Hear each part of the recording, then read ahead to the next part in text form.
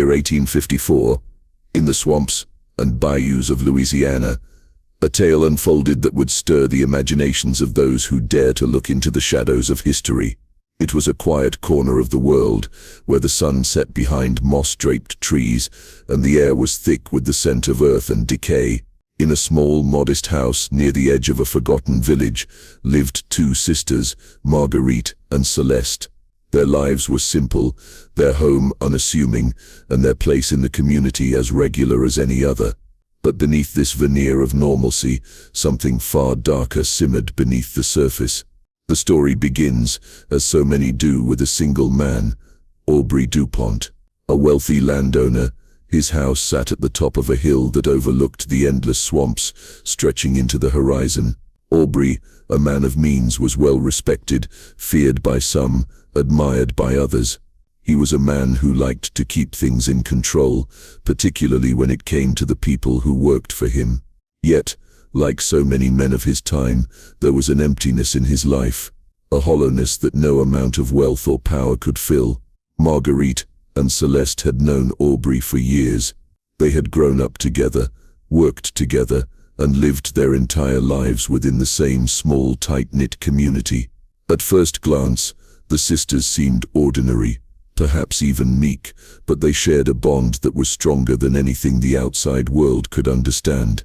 They had been raised to serve, to cater to the needs of others, to live in the background of life, quietly going about their business.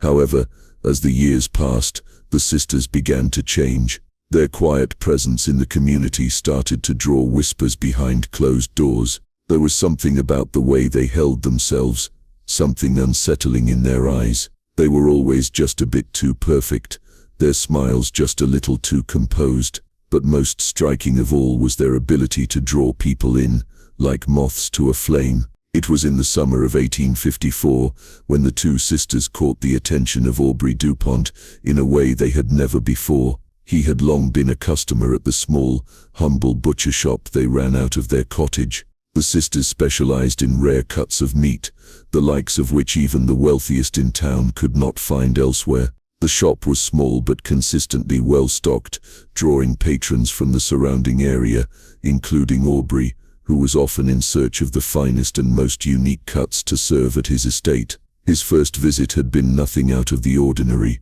just another man seeking meat for his table. Yet something in the way the sisters had prepared their offerings intrigued him.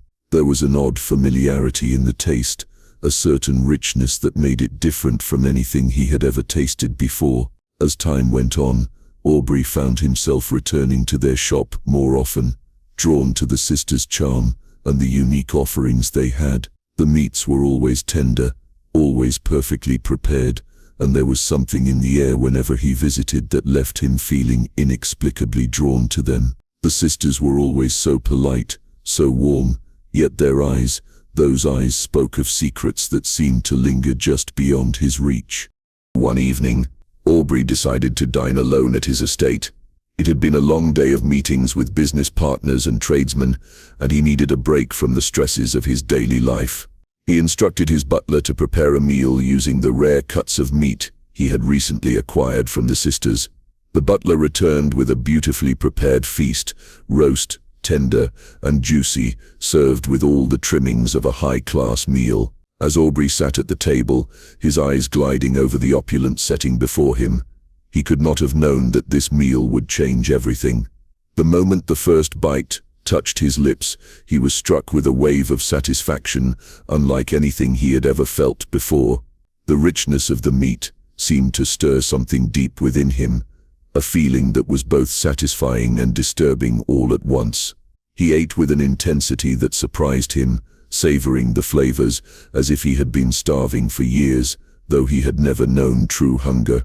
When the meal was finished, Aubrey leaned back in his chair, feeling a contentment that seemed almost unnatural. His mind was foggy, his senses overwhelmed with a sensation that bordered on euphoria. It was then that the truth began to dawn on him, the truth that had been hiding in plain sight all along. The meat he had just consumed, the rare cuts, the flavors so rich and distinct, they were not like anything he had ever tasted before. It was as if the sisters had prepared something far more than just food. They had prepared an experience, a strange, intoxicating experience that seemed to fill a void he never knew existed. His thoughts grew fuzzy, and he stumbled to his feet, his head spinning. A strange feeling swept over him as he made his way through the grand halls of his estate. Aubrey Dupont was no fool. He knew that he had encountered something that he could not explain, but he also knew that it was too late. Something inside him had awakened, and there was no turning back. As the sun set over the Louisiana bayou that evening, Aubrey Dupont would unknowingly become a pawn in a much darker game, a game that the sisters had been playing for years, perfecting their craft of manipulation and subterfuge. And now, with Aubrey as their newest victim, they were ready to take the next step.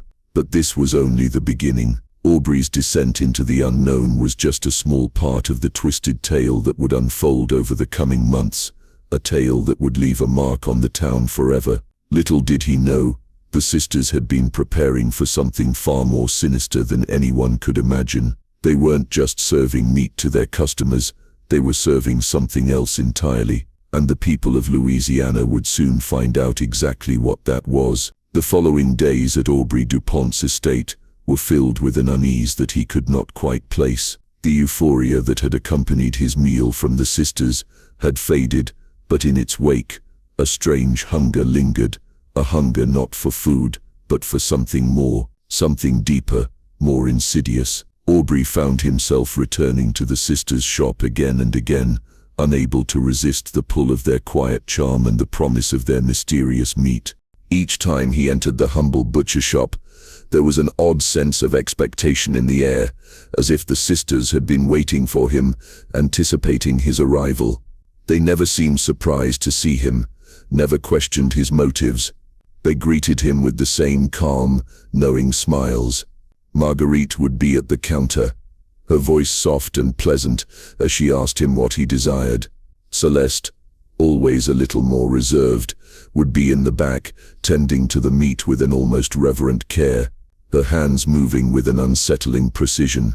Aubrey couldn't help but notice the strange familiarity in their eyes, eyes that seemed to hold a secret, one that he could almost reach but never quite grasp. There was something about them that made him feel both comfortable and unsettled at the same time. They welcomed him like an old friend, but there was always that lingering sense that he was an outsider in their world, a world that operated by rules he could not understand. One afternoon, as Aubrey entered the shop to purchase another round of the same mysterious cuts of meat, he overheard a conversation that piqued his curiosity. It was a conversation he was not meant to hear, a conversation that would change the course of his life forever. Celeste and Marguerite were speaking in low tones, their voices barely above a whisper. Aubrey pretended not to listen, though his every instinct told him that they were discussing something of great importance. He couldn't help but overhear bits and pieces, fragments of words that made his blood run cold. "We can't wait any longer. The time is right. Everything is in place. We need more." The words were fragmented, but the meaning was clear. The sisters were preparing for something far beyond what they had done before. They were waiting for a moment, a specific time, when everything would come together. Aubrey's heart began to race as he realized that he had become more than just a customer. He had become part of something much darker.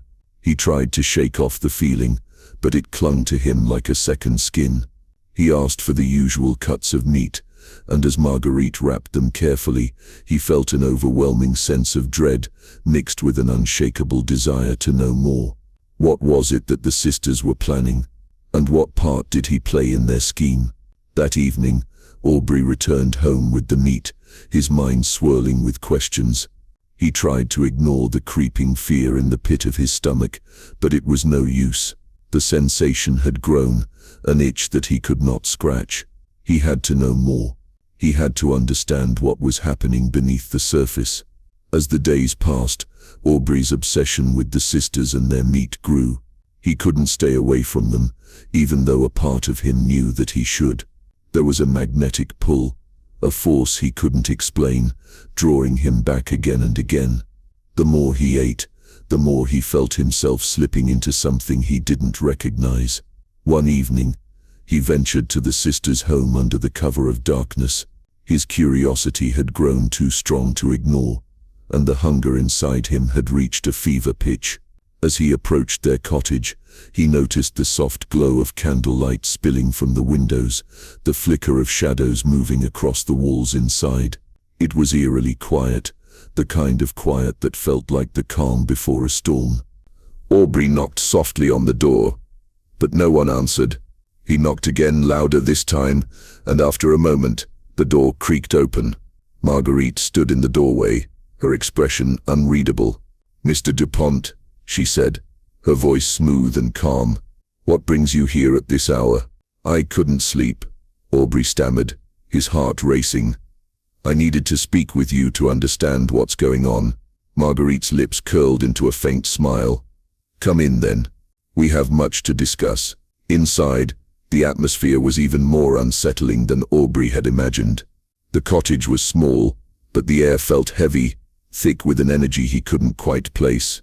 The walls were adorned with strange symbols, etchings of animals, plants, and patterns that seemed to pulse with a life of their own. The dim candlelight flickered as he followed Marguerite deeper into the house. "I know what you've been feeling," Marguerite said, her voice barely above a whisper, as she led him into a small dark room at the back of the cottage. "The hunger, the need to know more. You can't stop thinking about us, can you?" Aubrey opened his mouth to speak, but no words came. It was as if she had read his mind, his deepest thoughts, and now he was powerless in her presence. "We've been waiting for you, Aubrey," she continued. "You've become a part of our story, whether you realize it or not." As she spoke, Aubrey felt a chill run down his spine. He wanted to leave, but his body wouldn't move. The room seemed to close in around him, the walls pressing in, and the silence grew heavier with every word she spoke. "Do you understand what you've become?" Marguerite asked softly. "Do you understand the power you've invited into your life?" Before he could respond, Celeste entered the room, her face as serene as ever, though there was something in her eyes that sent a shiver through him. She walked to Aubrey's side, standing so close that he could feel her breath on his skin. "It's too late to turn back now," she said, her voice as soft as silk. "The game has begun, Aubrey, and you're the centerpiece." As Aubrey stood there, frozen in the dim light of the small cottage, a strange understanding began to dawn on him. He was no longer just a curious man seeking the source of his unease. He had become part of something far greater than he could comprehend. The sisters had woven him into their web, and now there was no escaping the fate they had in store for him. Marguerite's soft smile grew wider, almost in amusement, as if she could sense the exact moment when Aubrey's realization turned to fear. "You must be wondering," she said, her voice almost playful, "how we've done it, how we've managed to make everything so perfect." Aubrey's heart pounded in his chest. He opened his mouth, but the words seemed to die before they could form. The room had grown colder, and the shadows on the walls seemed to flicker with a life of their own. He could feel his legs shaking beneath him, but he couldn't move. Celeste, ever the quiet one, stepped forward, her expression calm and collected, as though all of this was as natural to her as breathing. She placed a hand on his shoulder, her touch surprisingly cold, sending an ice-cold shiver through his body. "The meat you've been eating, Aubrey," she began softly, her voice carrying the weight of an ancient secret. "It's not just food, it's a gift that we've prepared for you, for the moment you would be ready." Aubrey's mind reeled as he tried to make sense of her words. A gift? What did she mean by that? His thoughts raced, but every answer he reached seemed to only lead to more questions. He felt his stomach tighten as he realized that everything, the strange hunger, the euphoria, the obsessive need to return to the sisters' shop, had been part of their plan all along. "We've been waiting for someone like you," Marguerite added, her voice soothing, almost hypnotic. "Someone with the strength to understand what we've been doing, someone who can see beyond the veil." Aubrey's breath caught in his throat. "What are you saying? What is this? What do you want from me?" The sisters exchanged a glance, and for a moment it was as if the entire world had fallen silent. The air grew heavy, thick with an unspoken understanding, and Aubrey knew, without a doubt, that he was standing on the edge of something unimaginable. He had crossed a line, and there would be no turning back. Celeste finally spoke again, her voice softer than before, yet full of a quiet authority. "What we want, Aubrey, is your trust, and what we've always wanted is to make the world see what we see, to break free from the confines of what is considered normal, and to create something truly extraordinary." Aubrey's heart raced. He had to escape. He had to get out of there, away from them, before it was too late. But his body remained still, his legs no longer obeying him. His mind screamed for him to move, but he was paralyzed, caught in their spell, unable to break free. "Look at what we've created," Marguerite said, her voice becoming more intense, more desperate. "Look at the power we've harnessed, the control we've gained, the family we've built from nothing. You're a part of it now. The bloodline we've crafted." "Bloodline," Aubrey repeated, his voice hoarse, as the words seemed to echo in his mind. The pieces were beginning to fall into place, but the truth was too terrible to comprehend. His head throbbed, as the full weight of their words sank in. "Yes," Celeste replied, her eyes gleaming with an unsettling intensity. "The bloodline, the meat you've been consuming, Aubrey, is our legacy. The flesh of those who came before you. The flesh of those who were willing to make the ultimate sacrifice for a future unlike any other." Aubrey felt as if the room were closing in around him. The walls seemed to pulse with a strange energy, the air growing thick with the stench of something ancient and otherworldly. He wanted to scream, to break free from their hold, but his voice caught in his throat. "We've been preparing for this moment for years," Marguerite continued, her voice low and almost hypnotic. "The sisters' bond is not just blood, it's something deeper, something that has been passed down through generations, hidden in the darkness, waiting for the right time to emerge. We've chosen you, Aubrey, because you're the one who can understand. You're the one who will carry this legacy forward." Suddenly the room shifted. The walls seemed to warp and bend, and Aubrey felt as if the ground beneath him was no longer solid.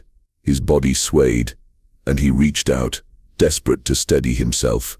But before he could, the sisters moved closer, their eyes glowing with an otherworldly light.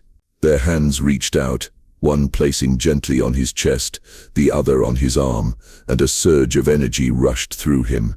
The sensation was like nothing he had ever felt before, a rush of power, of clarity, of connection to something far greater than himself. "You're ready," Celeste whispered. "We've prepared you for this moment. You've consumed the gift, and now you'll understand everything." And just like that, the room went still. The shadows seemed to stretch and flicker, as if they were alive, as if they were watching him, waiting for him to finally understand what he had become a part of. Aubrey's mind spun as the sisters stood before him, their eyes filled with a quiet, unyielding certainty. His body felt weak, and his breath grew shallow, as if something inside him was awakening, something he couldn't control. It was then that he realized he was no longer just a man in a small, isolated town. He had become a part of something far older, far darker than he could have ever imagined. He had become a part of the sisters' world, and there was no way out. The days that followed were like a dream, or perhaps a nightmare. Aubrey found himself trapped in a strange fog, unable to distinguish reality from the visions that seemed to haunt him. The sisters' influence had seeped into every corner of his life, twisting his perceptions, altering his very thoughts. The more time he spent in their presence, the more he felt himself slipping away, as though he were losing touch with who he had once been. He spent his days in a daze, returning to their cottage over and over, unable to resist the pull of the sisters' power. Marguerite and Celeste never spoke of what had happened that night, what he had experienced, but their silence spoke volumes. The bond between them was unspoken, but deeply understood, and they seemed content to watch as Aubrey grew more entangled in their dark world. It wasn't until a week later, when the town began to notice Aubrey's strange behavior, that he realized how far he had fallen. The once proud landowner, known for his sharp business acumen and social standing, had become a shell of his former self. He no longer held court at his estate, no longer attended town events, or made the rounds among his business partners. He was distant, absent, and the townsfolk whispered in hushed tones about the changes they had seen in him. But the worst part of it all was that Aubrey could feel it, too. He could feel the change within him, deep inside his bones, like a seed that had been planted and was now growing into something monstrous. One evening, as the town's evening fog rolled in, Aubrey found himself standing at the edge of the bayou near his estate, staring out into the dark, murky water. The silence of the swamp was suffocating, and yet it felt like the most peaceful place in the world. He wasn't sure why he had come here, but something about the stillness called to him. It was in that moment, as the last light of day faded into twilight, that the sisters appeared behind him. Marguerite's voice broke the silence, smooth and steady. "You're ready now, Aubrey." Aubrey turned slowly, his face pale, his eyes hollow. The hunger inside him gnawed at his insides, a gnawing that he could no longer ignore. Ready for what? His voice was a rasp, as if the words themselves were foreign to him. "To take your place," Celeste replied, her voice soft, almost tender. "To become a part of what we've created. You've already taken the first step, Aubrey. Now, it's time to join us fully." Aubrey didn't speak. His thoughts were muddled, his mind spinning, but deep down, he knew what they were saying was true. He had already taken the first step. He had eaten their meat. He had tasted the forbidden. And in doing so, he had sealed his fate. The power, the hunger, it had all been part of the plan. The sisters stepped closer, their presence overwhelming, and Aubrey's vision blurred as he felt the darkness closing in around him. He had no strength left to fight. The pull of their power was too strong, and with every breath, he felt himself slipping further into their world, into their legacy. "There's no turning back now, Aubrey," Marguerite whispered, her voice like velvet. "You are one of us now. Our bond is forever." Aubrey's knees buckled, and he sank to the ground, overwhelmed by a strange, otherworldly force. He could feel the blood pounding in his ears, the pulse of the bayou beneath him, the very earth beneath him humming with an ancient, dark energy. His body trembled, his breath ragged, and as the sisters knelt beside him, he felt something deep within him shift. Something snapped. In that moment, Aubrey understood. He wasn't just a man anymore. He was part of something far older, far darker. The sisters' bloodline had become his own. The legacy they had cultivated, the twisted bond that had formed between them, was now a part of him, and there was no escaping it. Marguerite and Celeste stood above him, their faces impassive, as though this moment had been planned for years. They were no longer just two sisters. They were something far more. They were the keepers of a dark, forgotten legacy, and Aubrey had been chosen to carry it forward. "This is our gift to you," Celeste said softly, her voice full of a quiet, chilling authority. "Our blood, our legacy, our power. You will carry it forward, Aubrey. The world will never know what happened here, but we will." Aubrey tried to speak, but the words failed him. His body no longer obeyed him, and all that remained was a deep, gnawing emptiness. He was lost, consumed by the power of the sisters, consumed by the bloodline they had created. And so Aubrey Dupont became a part of their twisted world, never to be the man he once was. His legacy, like the sisters, would fade into darkness, buried in the swamps and bayous of Louisiana, forgotten by those who had once known him. The town would never speak of him again, and the cabin where the sisters had lived would eventually fall to ruin, overtaken by the wild, untamed wilderness. But the story of the sisters, Marguerite and Celeste, would live on. It would haunt the town for generations, a warning whispered among the locals, Some things are too dark to ever be understood, too terrifying to ever be forgotten, and some bloodlines, once twisted, can never be undone.